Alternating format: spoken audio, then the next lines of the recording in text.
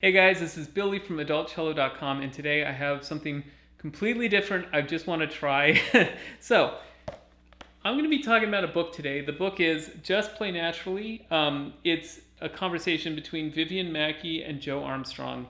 And what I want to do is talk about it and hopefully entice you to either buy a copy or go to the library, get a copy, read it, and then what I want to do is a few weeks from now have a live YouTube kind of book club event where we can all meet up as fellow adult learners and talk about this book together. I think it's really worth the read. So if you haven't already signed up for my newsletter, please consider doing so. That way you can find out exactly when the live book club event will be happening and take part. All right, so I've been thinking about doing this, but why did I pick this book, Just Play Naturally? The title kind of says it all. The subject of the book is how to just play naturally. I think if there's one thing that probably unites adult learners of the cello in terms of things we have to hurdle and struggle against, it's getting out of our own way, both physically and mentally. This book does a great job of diving into issues of physical tension and kind of the mental chatter that you get while you're trying to learn this wonderful instrument, and feeling of self-doubt and what am I doing. So without further ado, let's dive in. So the book is basically a conversation between two people. The star is Vivien Mackie. She's a cellist, professional cellist, and also a teacher of Alexander technique. And she studied for 3 years with Pablo Casals. In case you haven't heard of him, Pablo Casals was arguably the most influential cellist of the 20th century. His playing brought about like a major revolution in cello playing technique, fingering choices, articulate, just a whole bunch of stuff, okay? She studied with him for 3 years. He was primarily a performer, and then he took a big time off of performing publicly as a protest because of the dictator in Spain.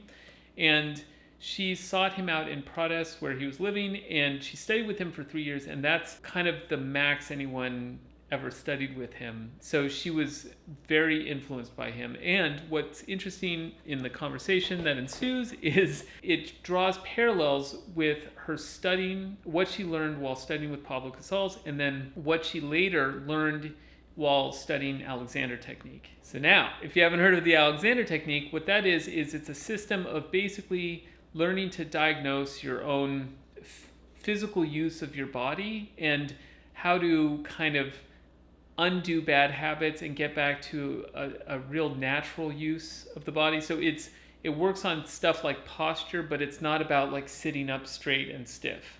So posture is like a very fluid concept. It's something I studied, and that's how I actually originally found this book. And I highly recommend it for any adult learner because it really helps at least diagnose physical tension that you might otherwise not even know is there. So just a real quick thing about Vivien Mackie from the book. As a child, she was kind of pushed by parents and teachers. She was winning competitions, regional and even national level. And then she got into high school and eventually college for cello. And at the conservatory, she found herself in what she calls a muddle. And basically it was like ever-growing levels of self-consciousness. She used to be able to play these pieces, and now I just want to know how I can do this. Before I would just play kind of naturally. This led her to apply for and get a scholarship so that she could study with a famous teacher. She managed to get Casals, which was pretty good considering he was the most famous cellist in the world. And that's kind of what started this 3-year relationship with him. The first time she goes there, she plays a little bit, and he just looks at her and he's like, "You don't know what you're doing."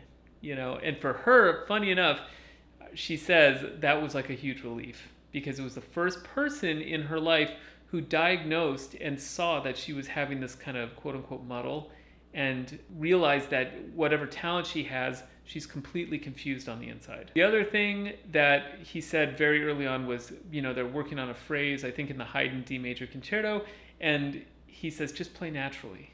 Because she's asking him, "What should I do?" That's when she realized, I don't even know how to play natural anymore. So that part is gone.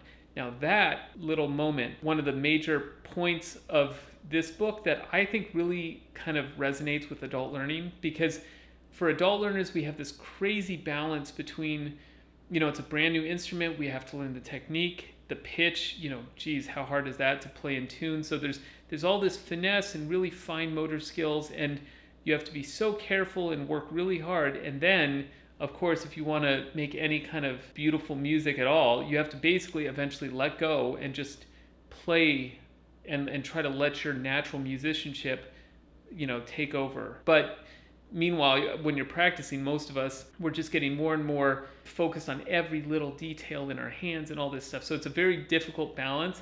And what I thought was interesting was that Vivien Mackie here, who definitely didn't start as an adult, but she has a very similar situation where she has like this very innate musical persona and personality that's ready to go and ready to sing.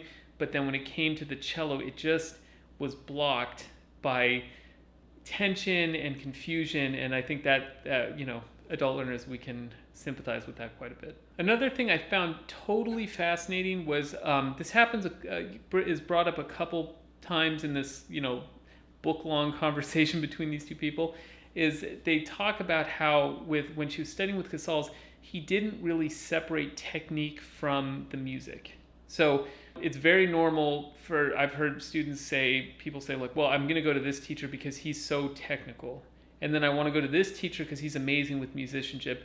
And Casals really didn't see a difference between the two. His kind of approach was, okay, there's a piece of music we need to play. We need to play it well and do the job with basically as little amount of effort as possible. So very efficient and very musical. But if you can learn to play that piece of music to your own satisfaction, then you've developed technique, because the technique is learning to play the musical pieces. So she didn't go to him and spend a whole bunch of time studying etudes. She said she did some scales, some arpeggios, and besides that, they just dove right in to concertos, sonatas, just real music. And that was the technical foundation, was learning how to make music. For adult learners, I equate this with a phenomenon that definitely happened with me and happens with a lot of adult learners I work with, where we start off and we start making technical progress, but kind of early on we stop worrying too much about making a beautiful sound, because that's just one extra thing. And like, who are we to even make a beautiful sound right at the beginning? And then that little hairline crack becomes a bigger crack, and a bigger crack, and then a canyon. And pretty soon, maybe we're already, book 4, book 5 of Suzuki, or, further and further down the path. And we're just expecting this sound production, this gorgeous sound, to just come eventually. In my experience, and with that of the students I've worked with, that doesn't really happen. And the longer you wait rather, to start prioritizing sound and building that into what you're going to call your technique, the harder it is to bridge that gap, because the gap is farther and farther apart. So that's something it reminded me when I was reading this book, is just like how important it is to focus on the right things right from the start. It might make some of the ideas of progress a little slower. It takes longer to play certain pieces and move on to the next piece, but you're doing it while retaining a beautiful sound. And that, for adult learners, I think, is basically the reason we play cello in the first place, is to make those sounds. Okay, so another thing I really loved with the book was, during the conversation, a couple of these really juicy paradoxes came up. I love these because I find that with cello playing, there's a lot of paradoxical relationships. They're actually, at the end of the day, not paradoxical, but they seem like it at first. And that's where I think they can be really very pithy and really helpful along the way. So one that really has always stuck with me, and I think it's from the I Ching, is the concept like softness is strength. And so the idea when I used that was, with a bow hand, and you have like this very soft, supple approach to your bow hand, instead of just kind of gripping it and trying to make a big sound by using strength. Growing up with sports, I thought strength is strength. Big muscle, big strong person. There you go.